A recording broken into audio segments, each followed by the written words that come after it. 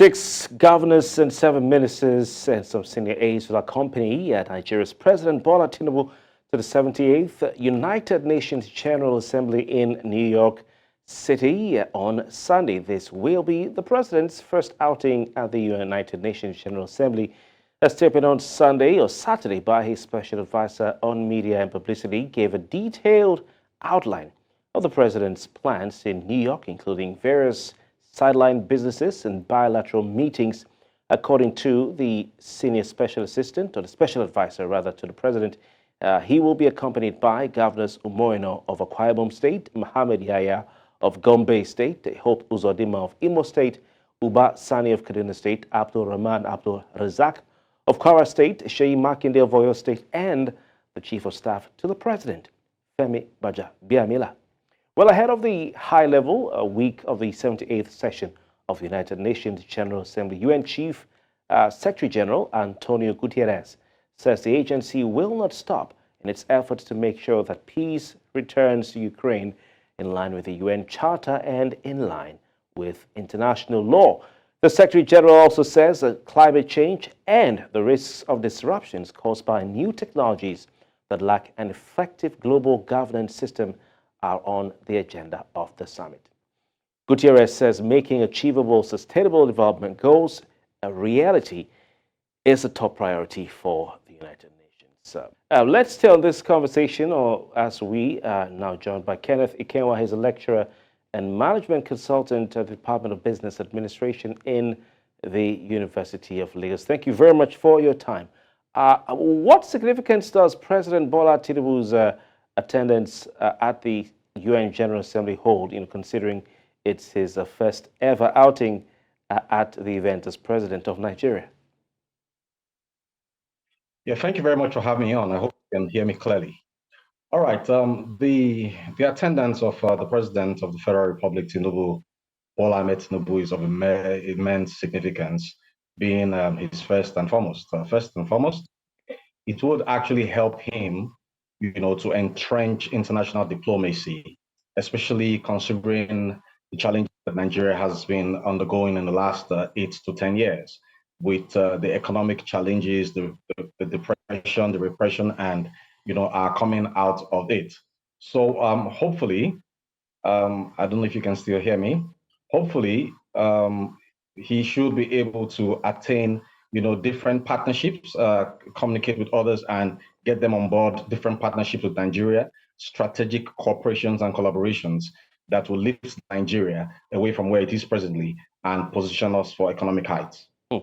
Interesting. The delegation accompanying the president, includes 6 governors and 7 ministers. What can Nigerians expect from this delegation in terms of, their key priorities and their key objectives at the UNGA?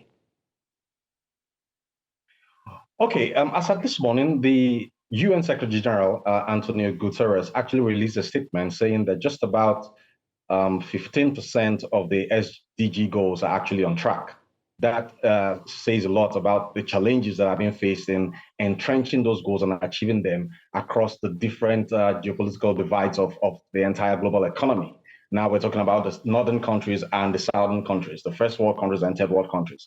So I think that a powerful delegation of this nature should be looking at how we can go there to actually learn and come back home to domesticate some of the challenges that are obtainable elsewhere in the world, and begin to look at how we can put all hands on deck to ensure that we move away from the 15% traction that is the standard globally and get that traction in the next 365 days or thereabout to at least reasonably some 20 to 30%. I really think that is achievable, and I think those that have accompanied the president on this trip are quite strategic considering where they've been picked up from. And I'm sure that given the performance of some of these individual governors, we can come back home and domesticate the traction and take it a little bit further for the benefit of the 200 million people in Nigeria, especially the 120 million Nigerians that are presently living under $2 a day and within the bracket of multidimensional poverty.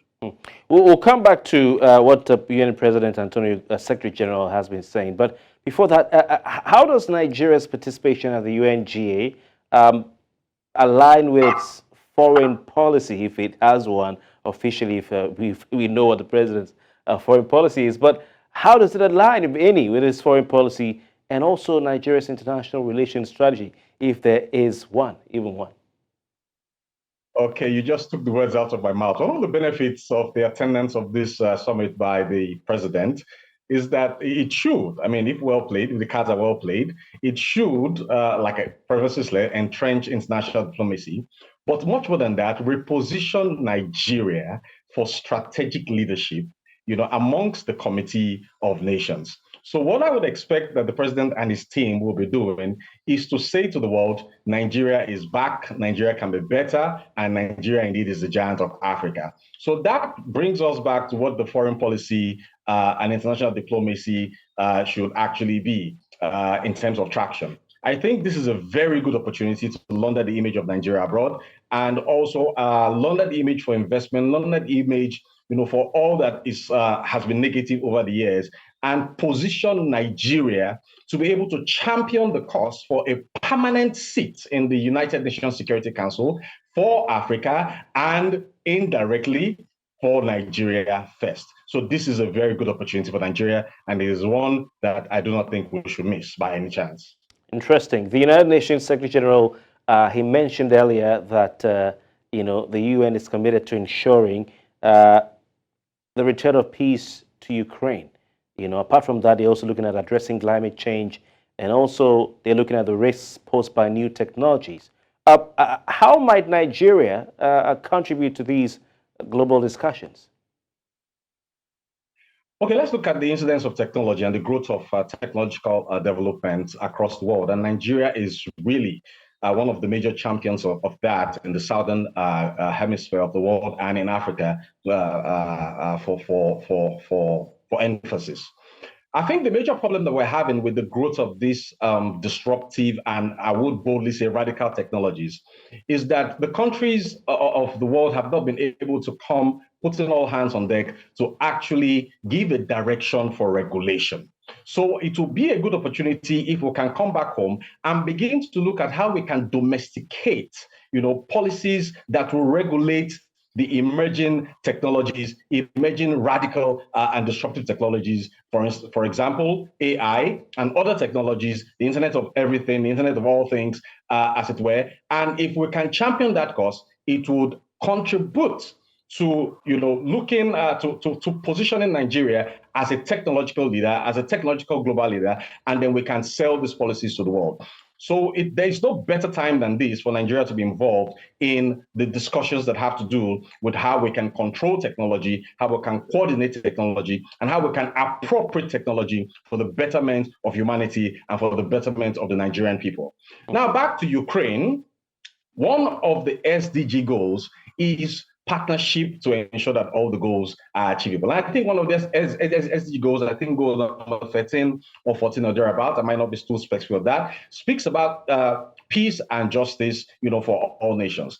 I think that this United Nations summit, the 78th summit, would give an ample opportunity for all countries, both those that are aligned and those that are non-aligned, to actually put the facts and figures on the decks and to build the discussions around how we can have a more united world rather than a more divided world, rather than a more divided Africa where different countries and different economic powers are seeking to entrench their interests in Africa and seeking to be the chief influencers of policies, decisions, and economic trajectory and traction of Africa. So Nigeria could really play a great role in bringing about the more talk about peace to Ukraine by actually mainstreaming the benefits of this peace, not just for Africa, but for the entire world, as it were. Quite interesting indeed. African countries, Nigeria inclusive, feeling the pinch of this Russia-Ukraine war. Let's talk about national interest for a bit. How do you think Nigeria can leverage its participation in this General Assembly, to advance its national interests and strengthen its international partnership? Nigeria is seeking, foreign investment. I think that's what the president has been talking about in recent times. Nigeria is bedeviled or beset by security challenges. Nigeria is seeking to improve its economy. We have the oil and gas sector that is in dire need of a revamp and several other things. Nigeria is at the head of ECOWAS and looking to see regional stability. So when we talk about national interest, how can Nigeria leverage on this event to advance its national interest and its national standing? Okay, if you will forgive me, I think we should second the nomenclature of national interest. The national interest has been attained, has been achieved. So what we should mainstream now should be our economic interest. And that brings us back to SDG number 12, that talks about sustainable consumption and production. I think Nigeria can use this UNGA 78 summit to reach out to countries of the world, irrespective of their status, whether they are developed or underdeveloped, and sell the country and sell the market as a very large market. In fact, the biggest African economy, the biggest and largest market in Nigeria, and use this as a springboard to actually tell the world what Nigeria actually has to offer.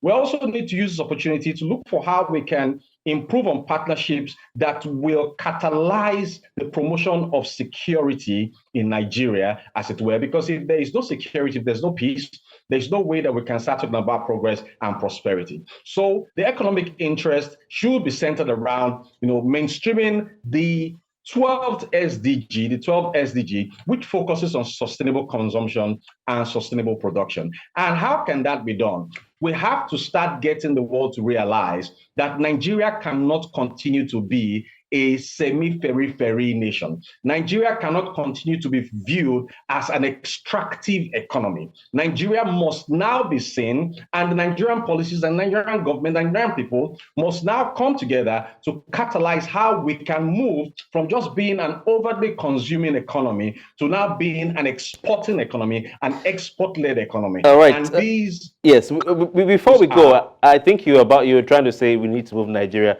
from consumption to production, but maybe you have to sidestep that for obvious reasons. But I have a final question for you, very quick one. A highlight of the yearly UN gathering is the speeches made by heads of state. Are you looking forward to President Bola Tinubu's speech? What issues do you think he will address? You know what happened in Paris? Let's not go there. During the Enhancing Global Finance Pact, whatever. So are you looking forward to his speech? What issues do you think he should address? Well, I'm looking forward to the speech of the president, and I think he should address the issues that bother on promoting peace and security in Nigeria and also promoting the economic interest of Nigeria and Africa, as it were. I'm also certain that he will be selling the Nigerian market and the Nigerian economy to the world and assuring the world that there is maximum return on investments investing in Nigeria and in the Nigerian people. And I'm certain that considering his trademark and his landmark achievements when he was governor, he is very good at doing that. And I certainly wish him the very best. All right. Very interesting analysis by you, Kenneth. Thank you very much for your time. Thank you.